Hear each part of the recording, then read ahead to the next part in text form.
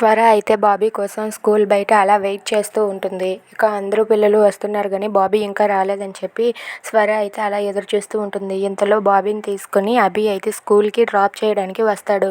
ఇక బాబీ అలాగే అభి వాళ్ళిద్దరూ అలా కారులో వస్తూ ఉండగా అభికి కాల్ వస్తుంది. ఇక దాంతో అభి ఇలా అంటూ ఉంటాడు, బాబీ, మన ఝాన్సీ కారు ట్రబుల్ ఇచ్చిందంటే నేను అర్జెంటుగా వెళ్ళాలి, నువ్వు స్కూల్లో దిగిపోగానే వెళ్ళిపో, నేను వెళ్తాను అని చెప్పి అభి బాబీతో అంటూ ఉంటాడు. దాంతో బాబీ అయితే సరే అబ్బాయి గారు అని చెప్పి అంటూ ఉంటాడు. ఇక స్వర అయితే అక్కడ స్కూల్ బయట వెయిట్ చేస్తూ ఉంటుంది. ఏంటి బాబీ ఇంకా రాలేదు, అందరూ వచ్చేసారే కానీ బాబీ మాత్రం ఇంకా రాలేదేంటి అని చెప్పి స్వర అయితే బాబీ కోసం అయితే వెయిట్ చేస్తూ ఉంటుంది. ఇంతలో అభి కారు వచ్చి ఆ స్కూల్ ముందులా ఆగుతుంది. స్వర అయితే అలా చూస్తూ ఉంటుంది. ఇక స్కూల్ ముందులా కారు ఆగాక అభి అయితే బాబీతో మాట్లాడుతూ ఉంటాడు. అలా స్వర అయితే వెయిట్ చేస్తూ అక్కడే అలా చూస్తూ ఉంటుంది. ఇక అభి బాబీతో అలా మాట్లాడుతూ ఉంటాడు.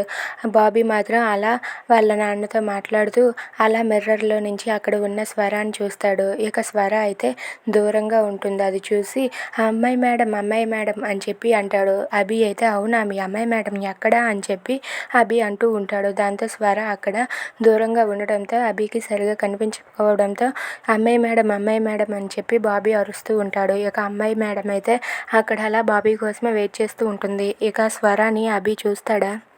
If you like this video please subscribe.